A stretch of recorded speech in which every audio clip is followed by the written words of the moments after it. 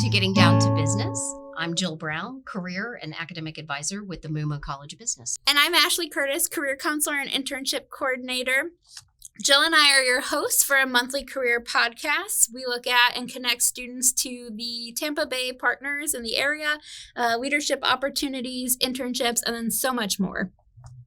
And today we have the pleasure of bringing a USF alum and someone that I worked with a couple years ago in the College of Business directly, Nicole Roberts. And she is the Community Engagement Manager for the St. Pete Downtown Partnership. And she's going to talk to us about community, getting involved. And so I'll let you take the stage. Thank you for having me, and it's great to see you again, Jill. Love being back on campus. I studied marketing and psychology here on the USF St. Petersburg campus. Graduated in 2018. Double major?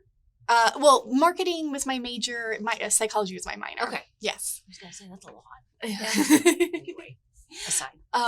But yes, it was a great experience, though. Highly recommend taking psychology classes if you can. Definitely think it helps. But shortly after graduating, I was lucky enough to get a job with the St. Petersburg Downtown Partnership as the Community Engagement Manager. And that was your first job? First job. I actually got the job offer a week after graduation, like exactly. Whoa. It was very lucky. That's awesome. I think that's crazy. Yes, I know. I felt very lucky, very blessed. And there I do our social media management. I run our website, keep that up to date, plan any events we have. And then it's just the 2.5 of us at that organization. So anything else that needs to be done. All right. So you got one other person running the show back there right now. It's really our half person. It's just A sitting there, half person. ironically. Okay. So Nicole, tell us, do you have a favorite quote or mantra that, motivates you when you wake up every morning? Yeah. So over the last couple of years as a young professional, the quote I've used to really inspire myself is from Hamilton. I love it. Yes. And the quote is, "There's a million things I haven't done, but just you wait." And I really like that because it's been a great inspiration of the fact that I might not be very accomplished yet. I've only had so many years of life experience under my belt, but there's a lot of things I want to accomplish and to feel empowered to just go ahead and do those things. Yeah, absolutely. I will be adding that phrase to the end of many meetings. What? Somebody else says that. Just you wait. Just you wait. That's right. And that came from Hamilton. Now I know. Anyway. Yeah. All right. We want to play a little word association game with some popular career terms. So whatever pops into your head, you let us know. All right. Leadership. Mentor. Okay. Work ethic. People. Okay. Success. Joy. And community. I have an image more for this one, but it's kind of an embrace of the community. Okay. I see people hugging in my head, I guess. Oh, I love that. I like joy with success. That just made me happy. Yes. And I think to explain my people with our work ethic, I think, because I know that was a random one, but I thought, your work ethic really affects other people, especially working in a community organization like mine. I think you really see the impact of all your work on other people. So I think I've really tied my work ethic Okay, with that. I love flipping that because most people think work ethic is your motivation, how hard you work. Me, and not the impact. So thanks for clarifying. Great. Yes. Yeah. And I love the joy. There's a quote that I love. It's follow your joy. Oh. And I think to your point about success, right? When you are following your joy, I think that's when you find yourself most successful. Yes. And I really measure success by joy. I think, you can put on a successful event, but if you're not feeling fulfilled by it, then that's maybe not a personal success for you. So I think following that, you'll naturally find success. Yeah, great. Well, thank you for playing. Oh, now we're going to get down to business. Why don't you tell us a little bit about the Downtown Partnership? So the Downtown Partnership is a nonprofit that focuses on the urban growth of downtown St. Petersburg. Obviously very important with our most recent boom to the Tampa Bay area. Boom and continues to boom. Yes, exponential boom. Right. So a lot of it is meeting with developers and trying to make sure that as we grow in a really thoughtful way that's sustainable as we grow, really welcomes all of the community and makes sure that people aren't being pushed out, which is unfortunately a big problem we're facing right now. Yeah. Wanted to share a story of kind of how the partnership got started. It started about 50 years ago, and at the time it was just a group of business owners in St. Petersburg. They together bought up land around the waterfronts and said, it'd be a great idea if we were able to bring a university here to St. Pete to, get a good funnel for workforce into our downtown businesses. Yeah. So they went to the state and said, we'll give you this land if you're able to put a university on the site. And that's how USF St. Petersburg was born. That's awesome. Yes. That was not in my orientation. Nor mine. So we have a direct link. I love it. That's yes, cool. and it was the biggest selling factor for me for the partnership is it felt like such a full circle opportunity that I got to give back to the organization that brought the campus here, that brought me to St. Pete here to begin with. So Oh, when you say brought you to St. Pete, you are... I am not a native, unfortunately. I'm from Cocoa Beach, Florida originally. But hey, Floridian. Yes, Floridian through and through. All right. I love it. How would you say the College of Business prepared you for this position that you have? I think, the College of Business really gave a lot of different opportunities. At my time here, I worked in the undergraduate programs office as a student assistant. So I think I got exposure to a lot of those opportunities, especially with the undergraduate program office specifically.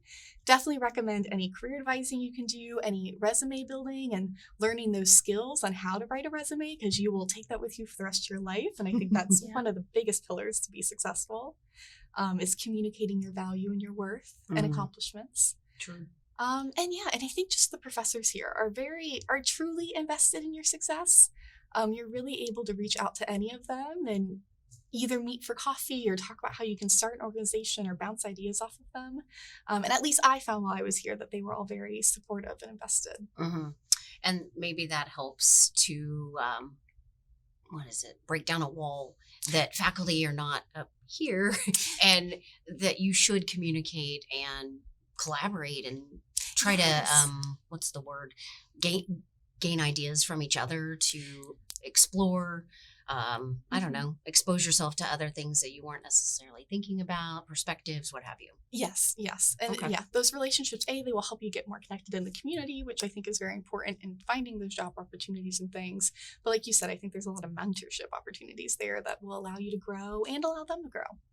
Which is so important. I think mentorship is an important topic because, you get to see yourself and the abilities that you can do in someone else. Yes. And I always want to re-emphasize that Nicole worked on campus. We had the benefit of her hard work, her work ethic, and just the connections that allowed you by being on campus. Yes. I want to emphasize that. So Actually, the reason I got my job with the Downtown Partnership is through the undergraduate programs office. well, we were going to ask. Yes. Yeah, Okay. sorry. Yeah. No. Jump in. Go ahead. Yeah. Our CEO, Jason Mathis, had just started at the time and knew he wanted a job position for somebody of my role. So he went to the dean of the College of Business at the time and showed him the job description and said, do you have any upcoming graduates or recent graduates that would be a good fit? The dean kind of distributed it, and my boss happened to see it and came to me and was like, Nicole, this is so perfect for you. You have to apply. And the rest was history. Love it. And it was never advertised. So you would Yes. not have been working on campus. Yes. Gotcha. You wouldn't know. Love Mhm. it. That's awesome. Nicole, so you and I were talking earlier, and you founded the Women in Business student org that is now here at USF. Yes. Tell us a little bit about student orgs that you were involved in, and then leadership opportunities that you've had that have gotten you where you are today. Yeah, I would say actually the business opportunities for student success, which is what it was called while we were here, was really the only student org I got involved in. Okay. I got involved before it was a women's professional development group. It was actually me and a bunch of guys on the leadership board, and I'd come in to help with their marketing. And there was a meeting we had where the president had stepped down like an hour before the meeting, and none of the other leadership showed up. So we were sitting in our meeting room with me, Brandon, the old student advisor, and another student who was with another woman. And Brandon looked at us and was like, you guys can do whatever you want with this club. This is really yours. So we sat there and talked about it for a while and decided that the one thing that really wasn't well represented on campus right now was a place for young women going into the professional world to talk about the issues that we're going to face. Yeah. So that's what we decided to do with it. And I'd have to say it's probably one of the best experiences I had while I was here at USF St. Pete. And I love that because I think women in general, right, are underrepresented. You have, women and then women of color. And that's something that we don't get enough and we don't talk enough about. Yes, and I think being able to create safe spaces to talk about those issues, those fears that you might have as you're going in, and learn tips from other professional women that have been going through this for a while and they know kind of how to navigate that world, it's so helpful. Yeah. I have to say kudos for stepping up, because Yeah. that was a pivotal moment. The club could have collapsed or somebody has to take the leadership role. Yes. And you did. And the rest is history in a sense. And I have to say too, the acronym BOSS, you were the original. Like, You're the OG. Yeah. Yes. So how would you describe a typical day? I'm always trying to, it's like this, what they call bridging the gap, right? And a student's life is very disciplined, study, syllabi, mark on the calendar, classes, work, eat, sleep, work out, cook, whatever it might be, repeat. Yes. What is a typical day like now for you? Yeah, so the nice thing is, and one thing I really love about this job is that there is really no typical day. Every day looks a little bit different. We're always meeting with different community organizations on different initiatives that are starting up, and a lot of one-time initiatives that we work on. It happens, and then it's kind of done. So now we move on to the next project, Which is fun, Yes, exciting, yes. new, fresh. I'll keep the words. Yeah, and the source. it keeps me entertained. I like it because it does. I feel like our year more cycles around cycles. We put out a yearly downtown development guide that benchmarks the growth of downtown St. Petersburg. So every kind of summer to fall, we're working on that with Halloween on Central, kind of the same timeline of building up to that event and making sure it's planned. And which was awesome. yes, Proud. highly recommend. Yes. Keep your ears open for details. For New and next year. improved. I Yes. love it. Can you tell us a little bit about some of the misconceptions that people typically think of when they think of a nonprofit, whether it's related to salary, hours? One of the misconceptions I've heard a lot on social media, and I personally have not experienced this, is that I feel like there's a big idea that because you are invested into this work and it might be more of a passion, that the organization might use that against you to kind of take advantage and get you to work more overtime, put more resources in. Thankfully, I have not had that experience. My boss is amazing, very supportive, and on a Friday afternoon will tell me, go home, That's go important. enjoy your weekend. Yes. So I've had a very different experience, but I have heard that from other people. Okay. Thank you. And what about with salary? Because sometimes it is harder to break in, or it's just this unknown because internships aren't always paid. And so students may shy away because they're in the college business, plus they need to earn a living. Yes. And it's, again, something I'm very fortunate with, because one thing I wish I would have picked up more on is negotiation skills. I get so nervous. But my boss, Jason Mathis, will sit down. We have quarterly check-ins to talk about my progress and things. And usually we'll sit down and he'll be like, okay, you're getting this raise because I think you deserve it.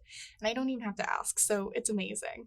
And I think I'm definitely somebody who I knew going into the professional role that I cared a lot more about passion than I did about pay. Obviously, everyone needs to pay their bills and eat dinner and so you have to have a certain amount of money. But I think, I went into it knowing that I was okay not having the big buck salary because I wanted to be really invested in what I was working in. Gotcha. And I love that you're having such a positive experience with your current role. I think students, when they come out and they get their first job out of college, you have really positive experiences where you have a supervisor like that, and the flexibility to do different things. And you don't always necessarily realize, the benefits that you have. And so you go into another role and then you might look back and be like, oh, I really miss this supervisor, right? Or whatever that was. And so I think that's important.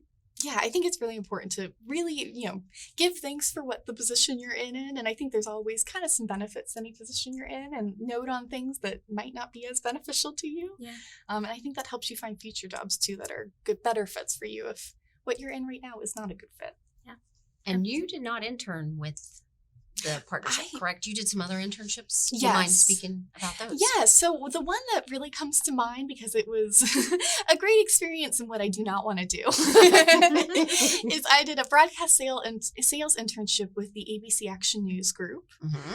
Sounds exciting. Yes, I was really excited to learn more about sales in particular and really develop those skills. But went in and found out the job was more database involved. It was a lot of moving around the national commercial spots that were bought into different things. This is how my boss at the time had explained it to me, is commercials are very much sold like airplanes, and the fact that they oversell the seats, except for you can't push people off the commercial. Nope. They paid for it. So you have to find some kind of space for them. Okay. And it's a little bit like an Einstein game, and the fact that they all have their own rules of what shows they don't want to be on, what days they want to be put on. So I'm thinking Tetris puzzle in my head. yes. Okay. Yes. It was a big puzzle every day. And I thought that would be so much fun, and it was not. And I love that you bring that up too, because, I was speaking to a group of students the other week, and I said to them, internships and having that experience is so important, because you can figure out what you like and what you don't like. It's like, trying different types of ice cream. It's like chocolate chip mint or strawberry or coconut, and you get to figure out, it's like, ooh, I like this one. Ooh, I don't like that one. Okay. What? I am interrupting, but you said chocolate chip mint. How do you say it? Mint chocolate chip. I say mint chocolate chip. What's wrong with you? Is it because you're from Chicago? Maybe. I don't know. All right, we're doing a poll on the download. Still an invaluable point of try out many internships or flavors. Expose yourself to different opportunities to learn and grow and figure out what you like and to find your best fit. Yeah. And it sounds like you've found a good fit with. Yes. And I definitely want to say, I think spending time to reflect afterwards and identify, like for me in that position, I loved the challenge. I didn't necessarily want to challenge all the time. And I also wanted more opportunities to connect with people and be creative. So I was able to identify that from this job, these are the things I like. These are the things I want in a new job, new position. And I think that helped me kind of tailor my search a little bit better. Yeah. And, your position, I was like, the St. Pete Downtown Partnership still seems a little mysterious to me. Yes. So are we missing anything that we need to share with the audience, or what's their role? Do you have internships? Yeah, so we're definitely a little bit of a mysterious organization. It's probably not good as a marketing professional, but we try not to take credit for a lot of things. We're kind of the background. We like to be the background connector in the community. Okay. So bringing organizations together, facilitating discussions that are going to help improve St. Petersburg.